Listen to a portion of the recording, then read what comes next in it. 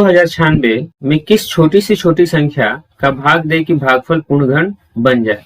अब देखिए हमसे यहाँ पूछा गया है कि 2096 में किस छोटी से छोटी संख्या से भाग दे कि भागफल पूर्ण घन बन जाए। इसका मतलब यह है कि यह पूर्ण घन संख्या नहीं है, तो हम सबसे पहले इसका अभाज्य गुणनखंड करेंगे। तो 2096 का जब हम अभाज्य गुणनखंड करेंगे तो इसमें सबसे पहले हम 2 से भाग करेंगे, 2 से 1 में भाग करेंगे एक बार में, 0 में भाग नहीं देंगे तो 0 लिखेंगे। अब 9 में भाग करेंगे 4 बार में, 2 चौके 8, 1 शेष बचेगा, 1 और 6 मिलकर 16, 2 8 16, ठीक है। और फिर 2 से भाग करेंगे, 2 पंचे 10, 2 दूनी 4, 2 चौके 8, फिर 2 से भाग करेंगे, 2 दूनी 4, 1 शेष बचेगा, 1 और 2 मिलकर हो गए 12, 2 छक 12, 2 दूनी 4, फिर 2 से भाग करेंगे, 2 एकम 2, 3 में भाग करेंगे, 2 3 6, फिर 2 एकम 2। अब इसमें भाग नहीं लगेगा, क्यों? क्योंकि 131 एक अभाज्य संख्या है, ठीक है। तो हम लिखेंगे 2096 2 गुना 2 गुना 2 गुना 2 गुना 131। यहाँ यह 131 बार में भाग लगेगा एक बार में, ठीक है।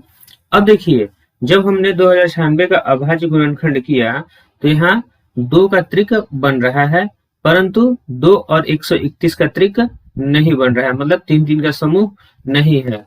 और किसी भी संख्या का पूर्ण घन होने के लिए उसके अभाज्य गुणनखंड में जो भी अभाज्य संख्या है उनका 3 3 का समूह बनना अनिवार्य है। तो हमें लिखेंगे चूंकि 2096 के अभाज्य गुणनखंड में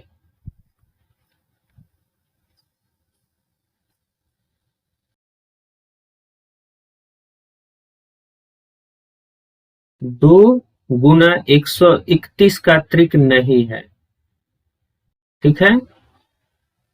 इन दोनों संख्याओं का त्रिक नहीं है, इसलिए 2096 में, अब देखिए यहाँ भाग करने के लिए पूछा जा रहा है तो हम इससे भाग करेंगे, ठीक है। इसे हटाना होता है तो हटाने के लिए हम इसमें भाग करेंगे और ये दोनों कट जाएंगे तो हमारे पास जो 3 3 का समूह है वही बचेगा। तो इसलिए 2096 में 262। अब ये 262 आएगा कैसे? तो 2 गुना 131 जब हम करेंगे तो यह 262 प्राप्त होगा। तो 2096 में 262 से भाग करने पर प्राप्त भागफल पूर्ण घन संख्या होगी, प्राप्त भागफल पूर्ण घन होगा, ठीक है। तो इस प्रकार हमारा आंसर जो होगा वह 262 होगा, ठीक है। अब हम छठे नंबर क्वेश्चन को देखेंगे। छठा प्रश्न है 2,81,216 में किस लघुत्तम पूर्ण संख्या का भाग दे कि भागफल पूर्ण घन हो जाए। अब देखिए यह 5वें प्रश्न की तरह ही है और इसमें भी पूछा गया है किस छोटी से छोटी, लघुत्तम का मतलब होता है छोटी से छोटी संख्या, ठीक है। तो हम सबसे पहले इसका अभाज्य गुणनखंड करेंगे।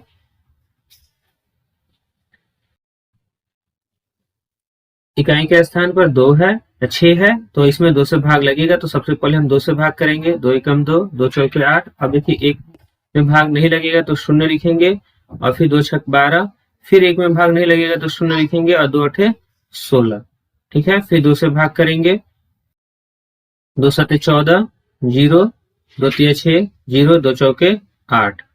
फिर 2 से भाग करेंगे, 2 3 6, 2 पंचे 10, 2 एकम 2, 2 पचे 10, 2 2 4। फिर 2 से भाग लगेगा, 3 में 2 एकम 2, 1 शेष बचा, 1 और 5 मिलकर होगा 15, 2 7 14, 1 शेष बचा, 1 और 1 मिलकर होगा 11, 2 पंचे 10, 1 शेष बचा, 1 और 5 मिलकर होगा 15, 2 7 14, 1 शेष बचा, 1 और 2 मिलकर होगा 12, 2 छक 12। फिर 2 से भाग करेंगे, 2 8 16, 1 शेष बचेगा, 1 और 5 मिलकर होगा 15, 2 7 14, 1 शेष बचेगा, 1 और 7 मिलकर होगा 17, 2 8 16, 1 शेष बचेगा, 1 और 6 मिलकर होगा 16, 2 8 16। फिर 2 से भाग लगेगा, 2 चौके 8, 2 3 6, 1 शेष बचा, 1 और 8 मिलकर होगा 18, 2 9 18, 2 चौके 8। फिर 2 से भाग करेंगे, 2 दूनी 4, 2 एकम 2, 1 शेष बचा, 1 और 9 मिलकर होगा 19, 2 9 18, 1 शेष बचेगा, 1 और 7 मिलकर होगा 14, 2 7 14। अब देखिए इसमें 2 से भाग नहीं लगेगा। अब 2 के बाद अगली अभाज्य संख्या है 3। 3 का भाग का नियम है अंकों का योग 3 से विभाजित होना चाहिए, तो यह 3 से भाग नहीं लगेगा, न ही इसमें 5 से भाग लगेगा, इसमें 13 से भाग लगेगा। ठीक है, क्योंकि यह 13 का घन है, तो 13 से जब भाग करेंगे तो वह 169 बार में भाग लगेगा, और फिर जब हम 169 में 13 से भाग करेंगे तो 13 बार में भाग लगेगा। ठीक है, फिर 13 से 13 में भाग करेंगे एक बार में। तो इस प्रकार 2,81,216 का अभाज्य गुणनखंड हमें 2 गुना 2 गुना 2 गुना 2 गुना 2 गुना 2 2 आया है, 1 2 3 4 5 6 7 बार। तो देखिए हमने इसे 7 बार लिख लिया। अब उसके बाद है 13 गुना 13 गुना 13। अब पूर्णखंड होने के लिए इसमें 3-3 का त्रिक होना अनिवार्य है, तो हम यहाँ 3-3 का समूह बनाएंगे। अब देखिए जब हम 3-3 का समूह बना रहे हैं तो 1-2 ऐसा है जिसमें 3 का समूह नहीं है, तो हम इसे लिखेंगे चूंकि 2,81,216 के अभाज्य गुणनखंड में